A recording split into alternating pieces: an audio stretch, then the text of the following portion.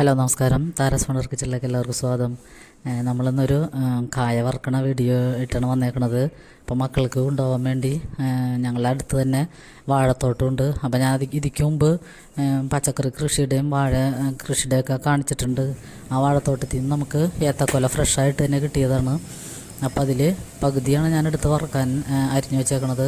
അപ്പോൾ അതാദ്യം നമ്മൾ തൊലിയൊക്കെ കളഞ്ഞ് ഉപ്പും മഞ്ഞൾപ്പൊടിയും ഇട്ട വെള്ളത്തിൽ കുറേ നേരം മുക്കി അതിൻ്റെ കറയൊക്കെ കളഞ്ഞതിന് ശേഷം നല്ല കോട്ടൺ തുണിയിൽ നന്നായിട്ട് തുടച്ചെടുക്കണം. അതിൻ്റെ വെള്ളത്തിൻ്റെ അംശമൊക്കെ കളഞ്ഞിട്ട് നൈസായിട്ട് അരിഞ്ഞെടുത്തതാണിത്.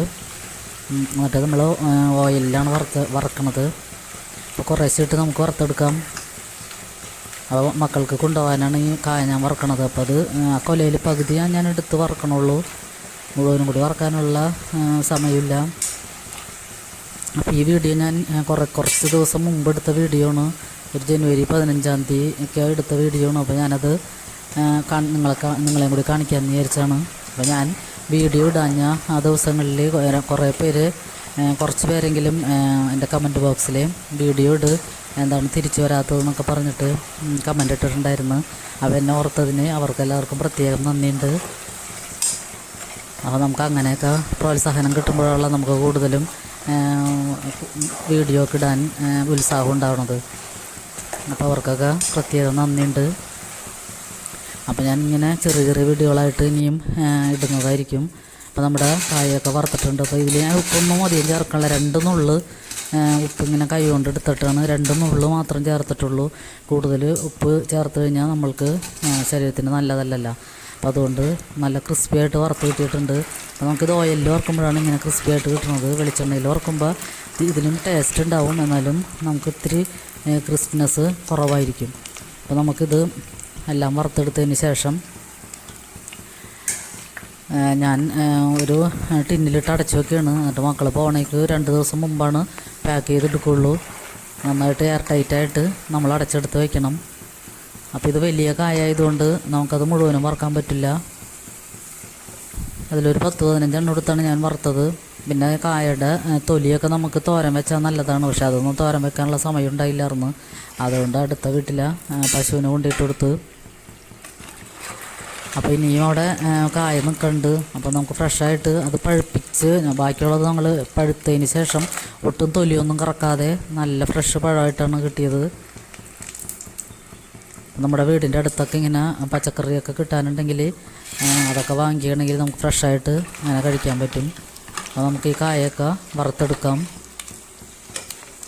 പിന്നെ എല്ലാവരും ലൈക്ക് ചെയ്യാനും കമൻറ്റ് ചെയ്യാനൊന്നും ആരും മറക്കരുത്.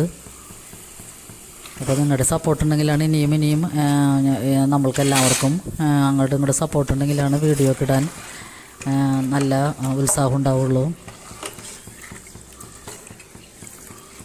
അപ്പോൾ ഈ കായ വറക്കണതൊക്കെ എല്ലാവർക്കും അറിയാം. എന്നാലും ഞാൻ വറുത്തപ്പോൾ ഒന്നും കാണിച്ചെന്ന് മാത്രമേ ഉള്ളൂ. അപ്പോൾ നമുക്കിത് ഒരു പേപ്പറിൽ നന്നായിട്ട് വിരിച്ചിടാം.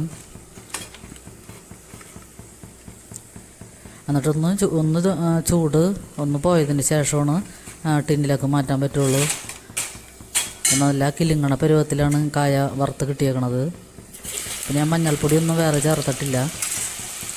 അങ്ങനെ പടെ തന്നെ ഒരു നുള്ളു ഉപ്പ് മാത്രമേ ചേർത്തുള്ളൂ ആദ്യം. പിന്നെ ആ ഉപ്പ് മാത്രമാണ് പിന്നെ ഓയിലുണ്ടായിരുന്നത്. പിന്നെ നമുക്കിങ്ങനെ കായൊക്കെ കിട്ടുമ്പോൾ വറുത്ത് ടിന്നിലാക്കി വെക്കുകയാണെങ്കിൽ ഫ്രഷായിട്ട് പിള്ളേർക്ക് കൊടുക്കാനും പിന്നെ ടിഫിനൊക്കെ കൊണ്ടുപോകുന്ന പിള്ളേർക്ക് കൊടുത്തയക്കാനൊക്കെ നല്ല ചിപ്സാണിത്. അപ്പോൾ നമ്മൾ പേപ്പറിലിട്ടിട്ടൊന്ന് ചൂടൊന്ന് ആറിയതിന് ശേഷം നമുക്ക് ടിന്നിലേക്ക് മാറ്റാം. അപ്പോൾ ഇത് 2 വലിയ പാക്കറ്റുകളിൽ അവർക്ക് 2 പേർക്കും കൊടുത്തയക്കാനുള്ളതൊക്കെ ഉണ്ടായിരുന്നു.